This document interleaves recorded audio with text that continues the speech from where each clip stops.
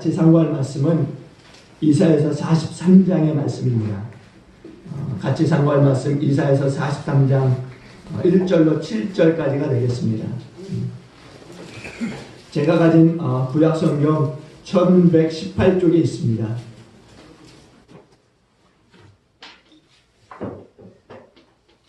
구약성경 1118쪽 이사야서 43장 1절로 7절까지 말씀 한 절씩 나누어서 교독하도록 하겠습니다. 제가 먼저 43장 1절 말씀 봉독합니다.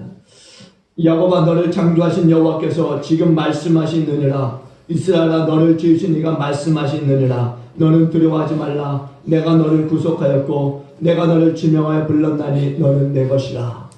너를 불광대로 지날 때 내가 너와 함께 할 것이라. 강을 건널 때에 우리 너를 침몰하지 못할 것이며 내가 불광대로 지날 때도 끝까지 것이요 불꽃이 너를 살지도 못하리니. 대전하는 여호와 내 하나님이요 이스라엘의 거룩한 이요 내 구원자임이라. 내가 애굽을 너의 속량물로 그스와 스바를 너를 대신하여 주었노라. 내가 너의 문을 두고 준비하며 내가 너를 사랑했은즉 내가 너를 대신 사람들을 내 것이며 백성들이 내 생명을 대신하니. 두려워하지 말라. 내가 너와 함께하여 내 자손을 동쪽에서부터 오게 하며 서쪽에서부터 너를 모을 것이며 내가 북쪽에게 이르기를 내놓아 남쪽에게 이르기를 나도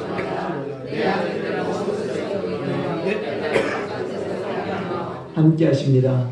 내 이름으로 불려주는 모든 자 곧 내가 내 영광을 내어 창조한 자를 오게 하라. 그를 내가 지었고 그를 내가 만들었느니라. 아멘. 한번 인사하십니다. 우리는 하나님의 것입니다. 한 번 더 인사합시다. 당신 얼굴이 해와 같습니다. 정말 여러분들, 우리는 믿음의 사람들입니다. 어딜 가든 정말 해같이 빛나는 얼굴로 정말 살아가시는 저와 여러분들이 되어줄 수 있길 바랍니다. 근심 걱정 다 내려놓으시고 정말 하나님께서 나를 날마다 지켜주시고 보호하시고 또 인도하신다는 것을 믿고 정말 해같이 빛나는 얼굴로 살아가시는 그런 저와 여러분들 되길 바라고요. 이 시간도 예배할 때 정말 말씀에 온 힘을 다해서 기울여드리게 될 때 우리 하나님이 반드시 여러분의 심령을 바꾸실 줄로 믿습니다. 루마니아의 이 공산주의 체제 밑에서 박해를 받던 렘블란트라고 하는 목사님이 계셨는데요. 그분이 옥중에 있을 때 성경을 읽으면서 두려워하지 말라고 하는 이 말씀이 수없이 기록된 것을 보고서는 도대체 두려워하지 말라고 하는 말씀이 몇 번이나 기록되어졌을까 그렇게 세어보았다라는 거죠. 그랬더니 두려워하지 말라고 하는 이 말씀이 성경에 365번이나 기록이 되어 있다라는 거예요. 그래서 왜 365번이나 이렇게 기록되어져 있을까 묵상했더니 1년이 365일이니까 매일매일 두려워하지 말라고 하는 그 말씀을 주셨다라는 거죠. 그런데 한 번 더 성경을 읽었더니 두려워하지 말라고 하는 이 말씀이 366번이 되더라는 거예요. 한 번 더 나온 거예요. 잘못이었던 거죠. 그래서 주님께 다시 물었어요. 주님, 두려워하지 말라고 하는 이 말씀이 성경에는 365번이 나와서 저는 1년이 365일이니까 매일같이 두려워하지 말라고 하는 이 말씀으로 받아들였는데 지금 와서 한 번 더 보니까 366번입니다. 그러면 왜 366번이나 두려워하지 말라고 하는 말씀을 기록하셨습니까? 이렇게 물었더니 주님께서 그렇게 말씀하시더라는 거죠. 윤년도 있단다. 이해하시는 분은 웃겠지만 이해 못하시는 분은 그냥 패스하도록 하겠습니다. 윤년이라고 하는 게 있잖아요. 7월 보면은 생일 맞으신 분이 4년에 한 번씩 이렇게 뭐 생일을 맞는 분도 있는 거죠. 그래서 우리 주님은 윤년까지도 생각하시고 366번을 이렇게 두려워하지 말라고 하는 그런 말씀을 성경에 기록해 놓으셨다라는 거예요. 그러니까 우리 주님은 정말 이렇게 꼼꼼하신 분이라는 거죠. 신명기 31장 6절에 보니까 너희는 강하고 담대하라. 두려워하지 말라. 그들 앞에서 떨지 말라. 이는 내 하나님 여호와 그가 너와 함께 계시며 결코 너를 떠나지 아니하시며 버리지 아니하실 것입니다. 이렇게 말씀합니다. 믿습니까? 네. 미국의 가장 유명한 신문 상담가 중에 한 사람인 이 랜더슨이라고 하는 사람이 있는데요. 이 사람이 한 달에 약 10,000여 통이 넘는 상담 편지를 받는다고 합니다. 그런데 하루는 이 많은 편지들을 한번 종류대로 분류해 모았어요. 그런데 여러분 한번 생각해 보세요. 이 많은 편지들 가운데 무엇에 관한 편지가 제일 많았을까요? 그것은 다름 아닌 두려움에 관한 편지가 제일 많았다는 거죠. 사람들이 상담을 요청하는 가장 많은 이유가 바로 불안과 두려움이라는 거예요. 그렇습니다. 현대인들은요, 갖가지 두려움을 가지고 살아가고 있다는 거예요. 죽음과 자기 운명에 대한 이 두려움을 안고 살아가고 있는 거죠. 교통사고를 당하지는 않을까라고 하는 두려움, 암에 걸리지는 않을까라고 하는 두려움, 암 노이로제가 있지 않습니까? 그래서 종합병원에 가서 종합검사를 맞는 데 있어서도 가기도 전에 이미 두려워요. 그래서 내 몸에 이상이 있으면 어찌 할까라고 하는 그런 두려운 마음들을 가지고 있는 거죠. 또 보니까 사람들이 갑자기 죽으면 어찌할까, 또 상실에 대한 두려움도 있는 거죠. 재산을 잃어버리면 어떻게 할까, 또 사랑하는 사람을 잃어버리면 어떻게 될까, 직장을 잃어버리면 어떻게 될까 라고 하는 이 두려움들이 있는 거죠. 또 일에 대한 두려움도 있습니다. 그래서 혹시나 이 직장에 어려움이 생기면 어찌하나 라고 하는, 그리고 내가 이 직장에서 계속적으로 일을 할 수 있을까라고 하는 그런 두려움도 있고요. 또 보니까 실패에 대한 두려움도 있습니다. 실패했을 때 실패도 문제지만 그 실패에 대한 이 두려움이 더 큰 문제라는 거죠. 또 심리적인 두려움도 있습니다. 사람마다 어떤 특별한 그 현상들을 두려워하게 되는데 폐쇄 공포증이라고 하는 것이 있습니다. 그래서 갇히고 밀폐되면은 겁이 나는 거죠. 그래서 식은땀을 흘리게 되고 또 혈압이 올라가게 되고, 그러니까 밀폐된 공간에 들어가는 것을 굉장히 꺼려하는 사람들이 많이 있다라는 거죠. 특별히 엘리베이터를 탄다든가 아니면 지하 공간에 주차를 한다든가 하는 것을 굉장히 싫어하는 사람들이 있습니다. 또 반대로 광장 공포증이라고 하는 것이 있습니다. 이것은 거꾸로 갇히면 편안한데 넓으면 불안한 거예요. 그래서 영화 같은 데서 보면은 이제 옛날 서양의 이 왕들의 이 침실을 보게 되면은 엄청 넓습니다. 그런데 침상을 보면은 유난히 좀 특이한 모양이 있어요. 몽구함이 침실 위에 지붕 같은 모양의 것으로 이렇게 가려서 침상만 이렇게 좀 지붕을 만든 그런 모양의 침상이 있다라는 거죠. 그건 왜 그렇게 놨느냐?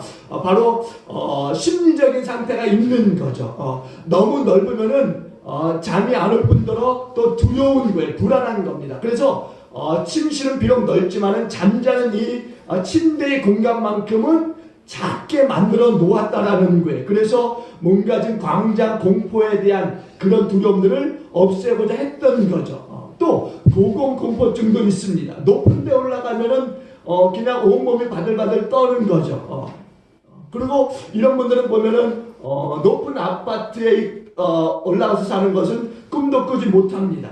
또 세균 공포증도 있어요. 주위에 보면은 꼭 이런 분들이 계십니다. 어떤 분들은요, 아무데나 앉지를 못해요. 공공장소에 가서 앉을 때에도 보면은 최대한 앉는 부분이 적게 오므려서 앉는 거죠. 최대한 오므려서 앉으려고 하는 거죠. 또 어떤 분들은 다른 사람이 앉은 자리는 좀 뭔가 물티슈로 닦아야 좀 그 불안이 좀 가셔지는 거죠. 그래서 물티슈를 사용해서 닦고 그 자리에 앉는 분들도 계십니다. 또 보니까 눈에 보이지 않는 이 세균들 많잖아요. 그것들에 대한 이 두려움이 있는 거죠. 그래서 시도 때도 없이 손을 닦는다든가 아니면은 온갖 것에 세균이 있다라고 해서요, 정말 뭐든지 좀 깨끗하게 하려고 하는 그런 분들도 없잖아 있습니다. 이건 역시 하나의 공포증이다라고 할 수 있는 거죠. 두려움의 이 문제라고 하는 것은 두려움 자체로 끝나는 것이 아니라는 사실이에요. 사람이 두려움을 갖게 되면은 어떻게 나타나느냐? 긍정적이면서 또 적극적인 삶을 살지 못하게 된다는 거예요. 나중에는 건강마저 해쳐져서 약해지고 또 어떤 활동에 제한들을 받게 된다는 거죠. 어떤 심리학자가 이런 연구를 했어요. 쥐 100마리를요 철책 속에 이제 가두어 놓고서는요 그 주위에 무서운 고양이 한 마리를 묶어 놓았습니다. 그러니까 이 고양이로 하여금 이 100마리의 쥐를 위협하게 하는 거죠. 실질적으로는 가서 잡아먹지를 못하게 하고 묶어 놓은 거예요. 공포심을 주게 하는 거죠. 그리고 100일이 지난 후에 쥐를 꺼내서 해부해 보았더니 어떤 결과가 나왔느냐? 이 쥐들에게는요 심장병, 암, 그리고 위장병이 있었다라는 거죠. 쥐들에게요 아무리 좋은 음식을 주었다 할지라도 고양이에 대한 이 두려움들이 있다 보니까 오장육부가 다 오그라들어 있었다라는 이야기예요. 사람도 마찬가지입니다. 두려움이 만병의 원인이 된다라는 거죠. 동양 우화집에 보면 이런 이야기가 있습니다. 어떤 아라비아 사람이요 바그다드로 가다가 전염병이라고 하는 것을 만났어요. 그래서 이 아라비아 사람이 이 전염병에 물었습니다. 전염병아, 너는 어디를 가는 중이냐? 그랬더니 이 전염병이 대답하더라는 거죠. 나는 바그다드로 가는데 거기서 5,000명을 죽일 것이다. 그렇죠? 얼마 있지 않아서 이제 이 바그다드에는요 엄청나게 무서운 전염병이 돌게 되었고 그로 인해서 5만 명이 죽게 되었어요. 그런 후에 이 아라비아 사람이 전염병을 다시 만날 기회가 생겨서 전염병에게 물었습니다. 아니 너는 지난번에 나에게 말하기를 5,000명만 죽이겠다라고 이야기했는데 들려오는 소식에는 5만 명이 죽었다고 하는데 그게 어찌 된 거냐? 이렇게 물었더니 전염병이 대답하더라는 거죠. 그렇지 않소. 나는 5,000명만 죽였어. 그런데 나머지는 모두가 공포로 죽었어. 이렇게 이야기하더라는 거죠. 그러니까 두려움이 문제라는 거예요. 오늘 본문의 말씀을 보더라도 멸망을 앞둔 이스라엘 백성들을 향한 하나님의 약속의 말씀이 있습니다. 지금 이스라엘의 역사를 보게 되면은 그들이 지은 죄로 말미암아서 이제 나라는 망하게 되어진 거죠. 그 죄가 너무나 컸던 거예요. 엄청난 거죠. 선지자를 통해서 하나님이 수도 없이 말씀하셨어요. 그럼에도 불구하고 그 말씀을 듣지 않고 이스라엘 백성들은 계속적으로 하나님과 반대되는 방향으로 걸어갔던 거예요. 죄를 돌이키지 않고 회개하지 않았어요. 이제는 소망이 완전히 끊어졌습니다. 하나님의 선지자를 보내서 말씀을 했음에도 불구하고 깨닫지 못하고 이제는 멸망이 오고 포로가 될 것을 하나님이 선지자를 통해서 말씀하고 계신 거예요. 당연히 그럴 수밖에 없습니다. 그리고 이 말씀을 듣고 이스라엘 백성들은 크게 낙심하게 되었고 두려워하게 되었습니다. 바로 그때 하나님이 그들을 위로하시는 말씀이 바로 오늘의 말씀이에요. 너는 두려워하지 말라. 두려워하지 말라고 하는 이 말씀이 오늘 본문에 나타나고 있는 본문의 핵심인 거죠. 환경의 변화가 있을 것이다 이렇게 말씀하고 있는 것이 아니에요. 패망의 역사는 그대로 이루어질 거라는 거죠. 나라는 망하고 예루살렘은 불타고 백성들은 포로로 끌려갈 것이다 라는 거예요. 그런데 그러한 극한 상황 가운데서도 하나님은 두려워하지 말라라고 말씀하고 있다라는 거죠. 그러면은 왜 그렇게 말씀하고 있느냐는 거예요. 분명 이스라엘 백성들에게는 두려움의 문제예요. 왜? 나라가 망할 것이기 때문에, 예루살렘은 불타고 백성들은 포로로 끌려갈 것이기 때문에 이게 두려운 문제 아니겠습니까? 근데 하나님이 두려워하지 말라 이렇게 말씀하고 있는 거예요. 그러면은 왜 하나님이 그렇게 말씀하고 있느냐는 거죠. 그것은 바로 극한 그런 상황 가운데서도 하나님은 함께 하실 것이기 때문에 그렇습니다. 그 어떤 환경 가운데서도 두려워할 것이 없다라고 말씀하고 있는 것은 환경을 초월하고 모든 환경을 넘어서는 하나님의 은혜가 있고 하나님의 역사가 있을 것이기 때문에 너는 두려워하지 말라 이렇게 말씀하고 있는 거예요. 하나님이 오늘 저와 여러분들에게 너는 내 것이다 라고 말씀하고 있습니다. 1절 하반절에 보니까 이렇게 말씀해요. 한번 1절 전체를 한번 우리 다 같이 볼게요. 1절 다 같이 한번 보십니다. 함께 봅니다. 시작. 야곱아 너를 창조하신 여호와께서 지금 말씀하시느니라. 이스라엘아 너를 지으신 이가 말씀하시느니라. 너는 두려워하지 말라. 내가 너를 구속하였고 내가 너를 지명하여 부르나니 너는 내 것이라. 아멘. 우리는 하나님 하나님의 것인 줄로 믿습니다. 한번 인사합시다. 우리는 하나님의 것입니다. 우리는 하나님의 것입니다. 여러분, 여러분이 하나님의 것인 사실을 믿으시길 주님으로 축원드립니다. 많은 그리스도인들이 생각해요. 하나님께서 정말 나에게 관심이 있을까? 이 수많은 사람들 가운데서 하나님께서 내게도 관심을 가지고 있을까? 정말 예배하는 이 자리에 내가 이렇게 한 구석에 앉아 있는데 정말 이 한 구석에 앉아 있는 나를 하나님이 정말 아시고 있을까? 그런데 이 한편 구석, 정말 여러분들이 앉아 있는 그 한편의 그 자리를 하나님이 정말 보시고 있을까? 정말 내가 앉아 있는 이 자리에서 나를 보시는 하나님이 나에 대해서 알고 계실까? 그런 궁금증을 가지실 수 있지만 오늘 분명히 하나님이 뭐라고 말씀하시느냐? 너는 두려워하지 말라. 내가 너를 구속하였고 내가 너를 지명하여 불렀나니 너는 내 것이라. 내가 너를 알고 있다. 이렇게 말씀하고 있는 거죠. 내가 너를 구속하였고 내가 너를 지명하였나니 너는 내 것이라. 여러분, 하나님이 여러분들을 지명하여 불렀는 줄로 믿습니다. 우연히 내가 예수 믿게 된 것이 아니라는 이야기예요. 하나님께서 이 땅에 수십억의 사람들 가운데서 나를 지명하여서 불러 이 자리에 앉혀 놓으신 줄로 믿습니다. 나를 이 자리에 불러 놓으신 분이 하나님이시기 때문에 나를 아는 것은 당연한 줄로 믿습니다. 정확하게 말씀하고 있어요. 내가 너를 지명하여 불렀다라고. 여러분 한 분 한 분을 지명하여 불러 이 자리에 앉혀 놓으신 줄로 믿습니다. 영원전에 택하셨고 때가 되어 지명하여 불러내셔서 이 자리에 앉게 하셨다라고 하는 말씀이에요.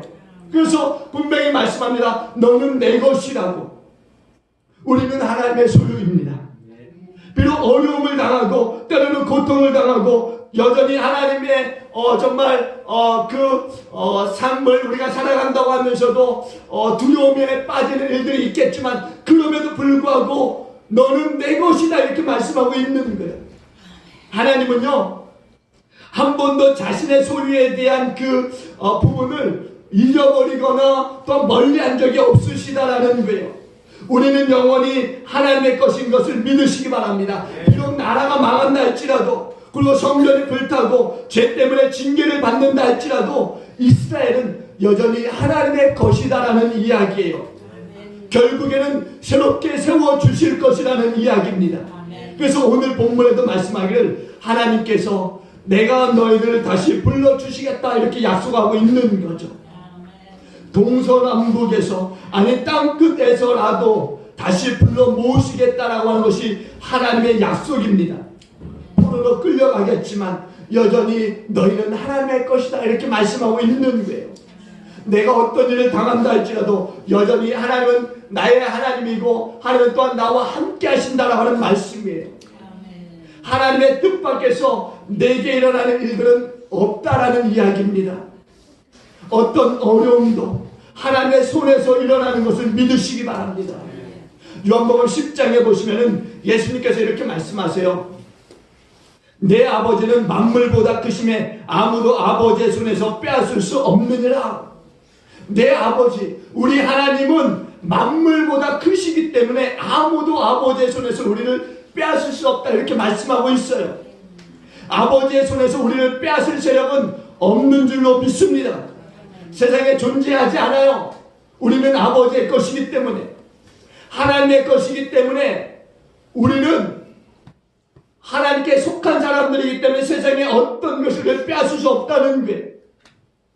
세상은요 그 무엇도 우리가 두려워할 필요가 없다라는 이야기죠. 그래서 너와 함께 하겠다 이렇게 말씀하고 있어요. 너와 함께 하겠다. 나라는 망하고 또 포로로 끌려가지만 지금 이국 땅까지 끌려와서 고통을 당하지만 그럼에도 불구하고 우리 하나님은 함께 하시겠다 이렇게 말씀하고 있어요. 그래서 오늘 본문에 보니까 2절로부터 3절에 보니까 한번 볼까요? 우리 2절로 3절까지 한번 다 같이 한번 보십니다. 2절로 3절 봅니다. 시작. 내가 물 가운데로 지날 때 내가 너와 함께 할 것이다. 강을 건널 때 물이 너를 침몰하지 못할 것이며 내가 불 가운데로 지날 때 타지도 아니할 것이요 불꽃이 너를 사르지도 못하리니 대저 나는 여호와 내 하나님이요 이스라엘의 거룩한 이요 내 구원자입니다. 내가 애굽을 너의 속량물로 구스와 스바를 너를 대신하여 주었노라. 아멘. 여러분 물 가운데로 지나지 아니하는 것이 아니라는 거예요. 불 가운데로 지나갈 거라는 거죠. 분명히 아세요. 피해갈 수 있는 것이 아니라는 겁니다. 그리스도인이라고 해서요, 이 땅의 어려움에서 예외가 될 것이다 아니라는 거예요. 똑같다라는 거죠. 사업에 실패할 수 있습니다. 병에 걸려 수술을 받을 수도 있어요. 환난을 당하고 시험을 당하고 할 수 있어요. 그러나 통과할 거라는 이야기예요. 본문의 말씀은요, 이스라엘 백성들이 앞으로 나라가 망하고 시련을 겪게 될 거라는 거죠. 그러나 물이 침몰하지 못하게 할 거라는 거죠. 불이 너를 사르지 못하게 할 것이라는 이야기예요. 영원히 망하게 하지 못하게 할 것이다, 이렇게 말씀하고 있는 거예요. 그 어떤 역경과 시련 속에서도 하나님이 함께해 주시기 때문에 지켜주실 것이기 때문에 너는 그렇게 하지 못할 것이다 라고 이야기하고 있는 거예요. 비록 물이 우리를 침몰하고 덮일지라도 그러나 우리 하나님이 지켜주실 거라는 거예요. 여러분, 어린아이가요, 밤에 이제 어머니 곁에서 자다가 이제 깨어서 이제 캄캄하니까 울지 않습니까? 그러면은 캄캄하니까 무서워서 울게 되는 거예요. 그러면 이 우는 이 어린애가 어떻게 해야 울음을 그치고 잠을 잘 수 있겠습니까? 그것은 다른 게 아니에요. 엄마가요, 이 아이의 가슴에 손을 얹고 토닥토닥 거려주면서 아가야 울지마, 내가 너 옆에 있어, 이렇게 말해주면은요, 아가는 이내 울음을 그치고 다시 잠을 든다는 거죠. 여러분, 무엇이 두렵습니까? 곁에 계신 하나님을 볼 수 있는 저와 여러분이 되길 주님으로 축원드립니다. 캄캄함이 문제입니까? 여러분, 오늘 말씀을 믿고 이 캄캄함을 뚫고 나가는 저와 여러분 되길 주님으로 축원드립니다. 여러분, 한번 눈을 뜨고 똑바로 한번 보시기를 바랍니다. 하나님이 곁에 계신 것을 보실 수 있는 저와 여러분이 되길 주님으로 축원드립니다. 하나님이 나와 함께 하시겠다 말씀하고 있는 거죠. 이 약속을 믿게 될 때 우리는 모든 어려움, 두려움들 뚫고 지나가게 될 줄로 믿습니다. 한번 베드로를 보세요. 베드로가요, 예수님만 바라볼 때는요, 배에서 물로 뛰어내렸을 때 물 위를 걸어가는 역사가 일어났습니다. 그런데 예수님을 보다가 그만 파도치는 이 바다를 바라보니까 이 베드로가 어떻게 물에 빠지고 말았다는 거죠. 그럴 때 예수님께서 베드로의 손을 잡아 일으키시면서 이제 배에 같이 타시고 이렇게 말씀하세요. 뭐라고 하느냐? 믿음이 작은 자여 왜 의심했느냐? 그렇게 책망하시는 것을 우리가 보게 되는 거죠. 그러니까 우리는 주님만 봐야 된다는 거예요. 여러분들이 세상을 살면서 주님만 안 바라보니까 세상 문제가 여러분의 문제가 되어지는 거죠. 요한복음 16장이요.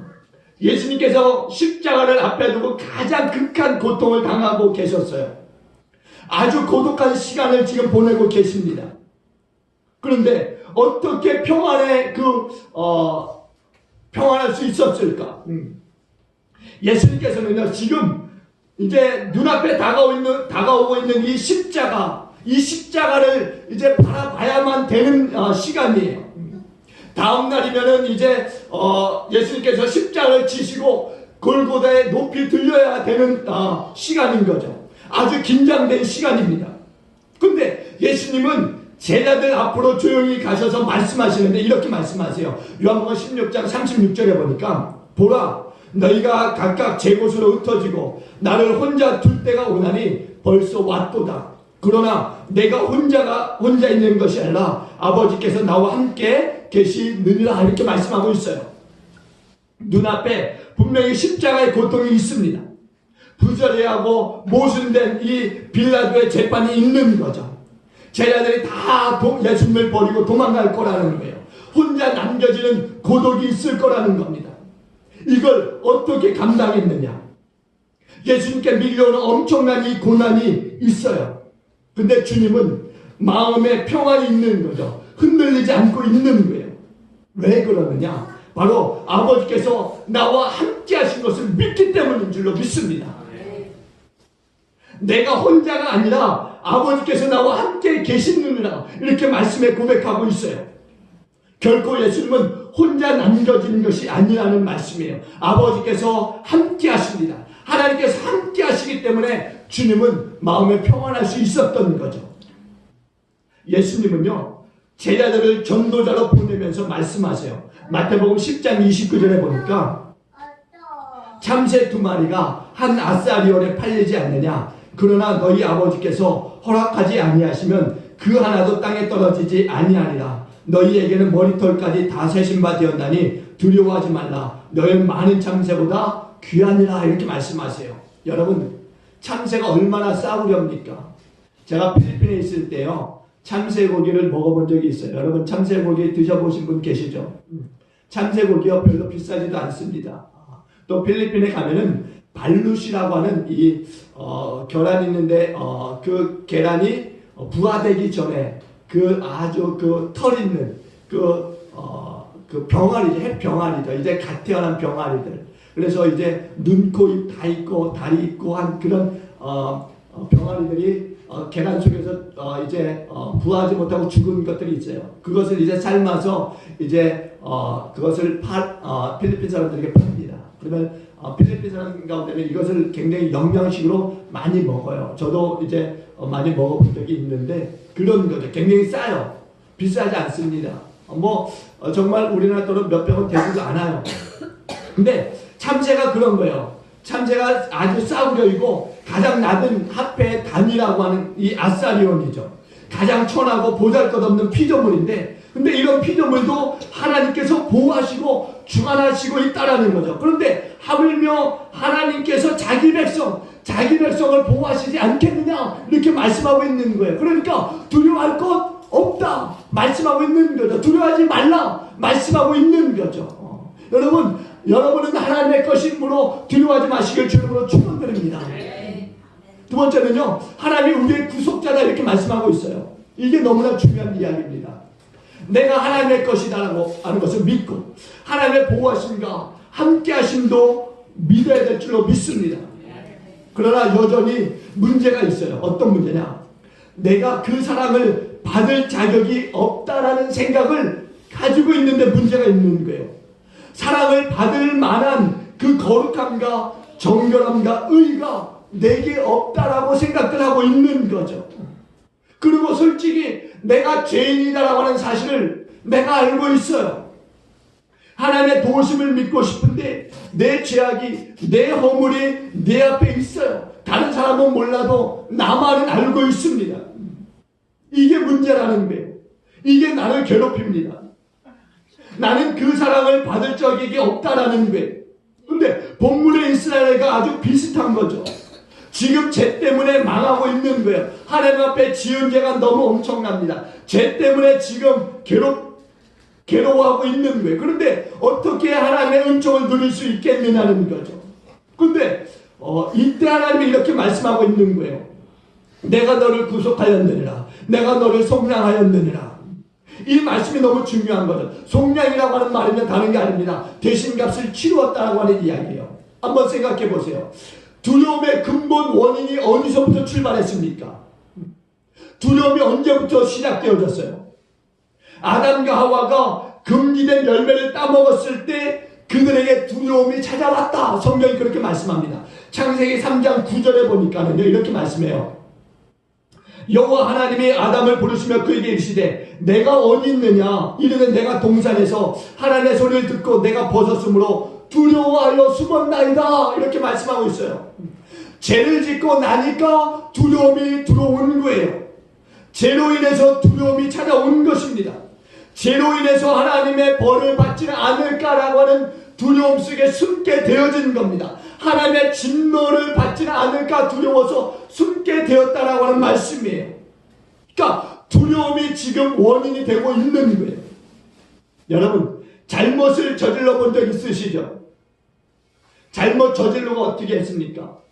행동이 굉장히 부자연스럽고 말이 부자연스러웠지는 않습니까? 죄라고 하는 것은요, 벌을 받아야 속이 시원한 거예요. 벌을 받아야 마음이 좀 평안한 거죠. 벌을 받지 않으면요, 두려움을 이길 방법이 없는 겁니다. 어떤 사람이 실수로 사람을 찔러 죽였어요. 그러놓고는 이제 도망 다니는 거죠. 그래서 15년 동안 도망을 다녔어요. 그러니까 두려움 속에 도망을 다니고 있는 거예요. 그래서 이제는 조금만 지나면 공소시효가 끝이 나는 겁니다. 그런데 며칠 앞두고 이 살인범이 잡히게 되는 거예요. 근데 이 살인범이 잡히고 나니까 굉장히 속 시원해하는 거죠. 그동안은 몇십 년 동안 그렇게 숨죽이며 두려움 속에 빠져 도망치고 살았는데 잡히고 나니까 속 시원하더라는 거죠. 그런 거예요. 죄라고 하는 건 그런 거죠. 죄에 대한 그 용서를 받기 전에는 두려움 속에 빠져 살 수밖에 없다라는 거예요. 이 살인범이 쇠고랑을 차고 나서야 이제야 사람같이 사는 것 같다라고 이야기하더라는 거죠. 여러분, 우리가 자녀를 교육할 때도요, 그런 부분이 많이 있어요. 잘못하면 때린다 이렇게 얘기합니다. 그런데요, 교육학에서는요, 매를 때린다고 하면은요, 반드시 때리라고 이야기합니다. 왜 그러느냐? 때린다고 해놓고 잘못했는데 때리지 않고 그냥 지나가요. 그러면 그 아이의 마음속에 어떤 생각이 드느냐? 계속 불안한 거예요. 혹시 내가 또 잘못하면 그 전에 잘못한 것까지 몰아서 때리지는 않을까? 그런 두려운 마음을 가지고 아이가 생활하게 된다라는 거죠. 근데 우리 부모님들 그런 부모님들 많이 계세요. 잘못하면 너 혼나? 그래놓고 잘못했는데 그냥 지나가요. 그러고 나서 또 잘못하면 또 지나갑니다. 그러고 나서 세 번째 잘못하면 어떻게 하느냐? 있는 화를 옛날 것까지 다 그냥 쏟아 부어버리는 그런 부모님들이 계시다라는 거예요. 그러지 말라는 거죠. 몰아서 때릴 생각하지 말라는 거예요. 몰아서 혼내지 말라는 겁니다. 그게 더 해롭다는 이야기예요. 때린다고 했으면은 맞아야 죄 지은 사람도 속 시원하다라는 거예요. 때리지 못하면은 그러면은 잘못에 대한 분명한 그 이야기를 해주고 용서해주고 지나가라는 이야기예요. 그래야 그 아이가 편하게 그 다음부터는 그거에 대한 것들을 다시 반복하지 않는다라는 이야기죠. 속량했다라고 하는 말은요, 무슨 뜻이냐? 매를 맞았다, 받을 벌을 받았다라고 하는 이야기예요. 단지 내가 받아야 되는데 누가 받았느냐? 다른 분, 예수님이 받으신 거예요. 그게 바로 속량이라는 거죠. 중요한 것은요, 벌을 받았기 때문에 끝이 났다라고 하는 이야기입니다. 본문에요, 내가 애굽과 구스와 스바를 속량물로 죽었다 이렇게 말씀합니다. 똑똑히 한번 보십시오. 너희를 살리기 위해서 애굽 사람과 구스와 스바를 대신해서 죽었다라고 말씀하고 있어요. 애굽과 구스와 스바가 너를 대신해서 죽었다라는 이야기예요. 너를 살리기 위해서 또 다른 누군가가 죽었다라고 하는 말씀입니다. 여러분, 그렇게 하나님이 이스라엘을 사랑하시는 것을 왜 믿지 못하느냐 이렇게 말하고 있는 거죠. 내가 너를 속량했으니까 이제는 믿어라. 믿어도 된다 이렇게 말씀하고 있는 거예요. 여러분, 십자가 사건을 기억하시죠? 한번 여러분 십자가 사건 한번 다시 한번 생각해 보십시오. 왜 예수님께서 하필이면은 십자가에서 돌아가시고 그리고 나를 위해서 나를 구속했다고 말씀하시는가? 우리의 모든 죄악과 허물에 대해서 분명한 대가를 예수님이 십자가에서 바로 그 죄악에 대해서 예수님이 나를 대신해서 이 십자가에서 죽으신 거예요. 나를 속량하기 위해서 대신 벌을 받아 주신 거예요.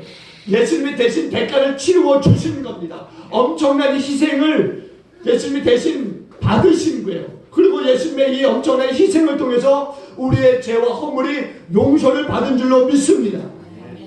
매를 맞는다고 했으니까 예수님이 대신 맞으신 거예요. 내가 맞을 매를 예수님이 대신 맞으신 거죠. 맞았는데 다 맞으셨어요. 조금 맞으신 게 아니라 예수님이 대신 다 맞아주셨어요. 그러니까 이제는 온전히 다 끝나게 된 거죠. 그 예수님이 받으신 대가를 통해서 모든 것이 끝난 거예요. 그러므로 오늘 우리는 정죄함이 없는 겁니다. 우리에게는. 여러분, 이사야서 41장 14절에 보니까 이렇게 말씀해요. 버러지 같은 너 야곱아, 지렁이 같은 너 야곱아, 너희 이스라엘 사람들아, 두려워하지 말라. 내가 비록 버러지 같고 지렁이 같을지라도 하나님 여전히 나를 사랑하시고 나를 보호하시는 하나님이신 줄로 믿습니다. 나를 위해서 십자가의 희생을 지불하신 분이신 줄로 믿습니다. 이게 속량이라는 거예요. 우리는 죄 때문에, 내 부족 때문에 하나님의 사랑에서 끊어지지는 않을까 두려워하는데 더 이상 그렇게 살 필요 없다라는 말씀이에요. 물론 범죄라고 하는 것, 죄라고 하는 것은요, 하나님을 노엽게 하고 하나님을 섭섭하게 합니다. 그래서 때로는 정말 그 죄로 인해서 무서운 징계를 받기도 해요.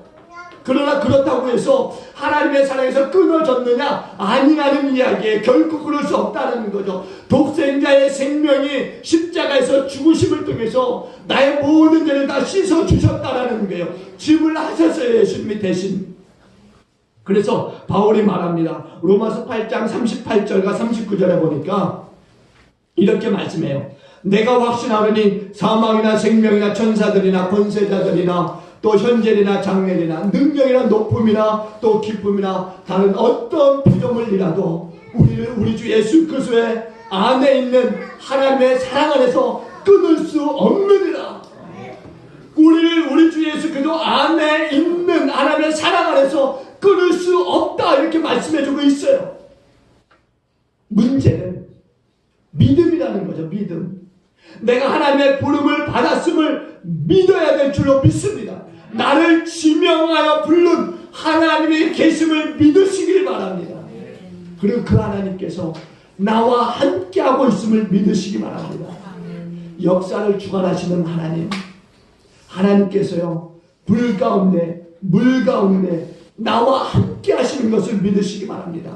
그리고 나를 속량하셨어요. 고민하는 죄의 대가를 예수님이 다 대신 받아주셨습니다. 그러니까 두려워할 것 없다라는 이야기예요. 어느 목사님이요, 이제 기차 여행을 하고 있는데 옆에 앉은 청년과 대화하는 중에요, 그 사람의 믿음이 너무 약한 거예요.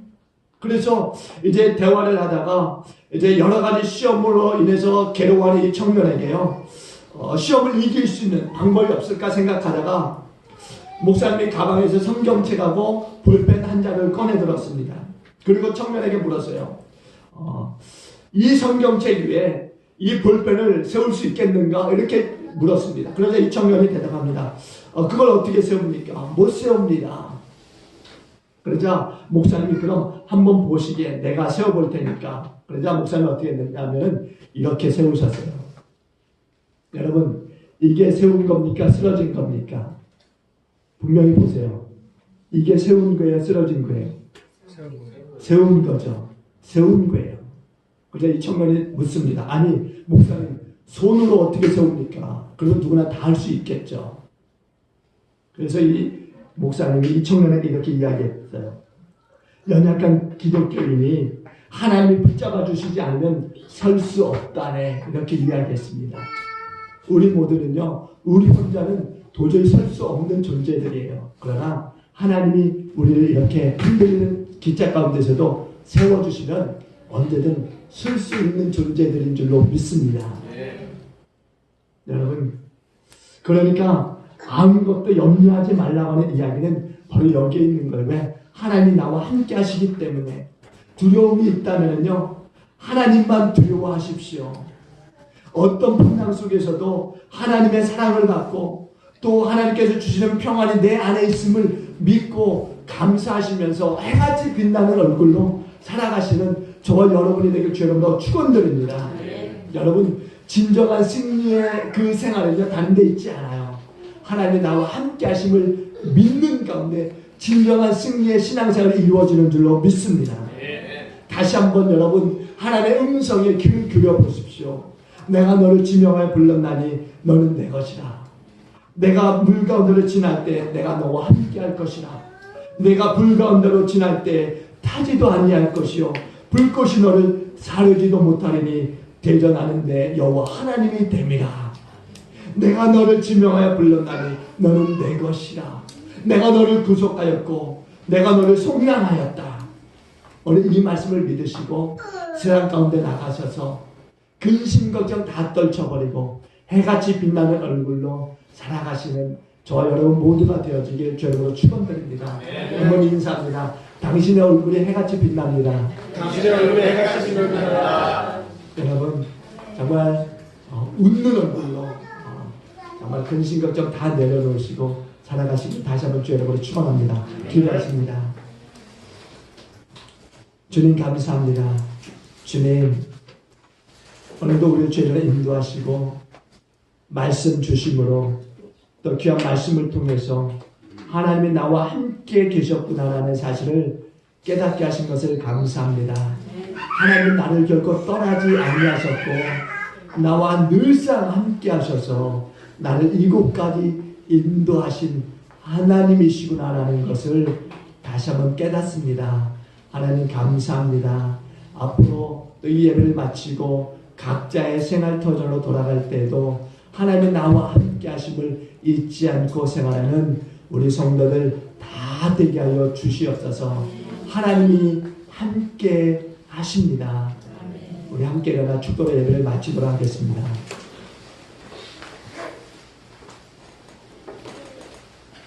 이제는 우리 주 예수 그리스도의 은혜와 하나님의 만하신 사랑하심과 성령님의 감화 감동 내주 충만 역사하심이 하나님이 나와 함께 하심을 믿고 믿음의 생활을 이어가고자 결단하는 사랑하는 성도들 위해와 저들의 가정과 직장과 또 사업장 위해와 섬기는 교회 위해와 일나라 인민족과 한국교회 위해와 열방에 흩어져 복음 전하는 모든 선교사님들 위해 이제부터 영원토록 함께 하시기를 간절히 축원하옵나이다. 아멘.